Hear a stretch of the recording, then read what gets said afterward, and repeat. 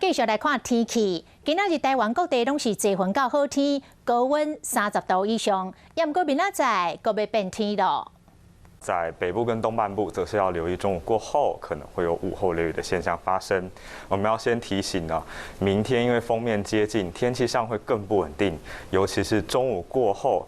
在北部、东半部地区会有很明显的午后雷阵雨，我们不排除会有大雨，甚至在大海地区会有局部性的豪雨发生。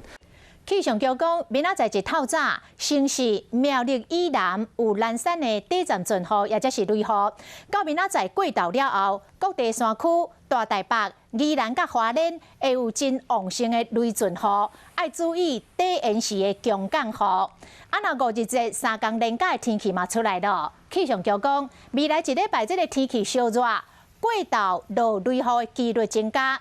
到这个周末5日节3天的连假，水汽较多，台湾各地落雨的时间会悠长，落雨的范围嘛会变较快，尤其是中南部较会落雨，这各地云嘛会卡较高。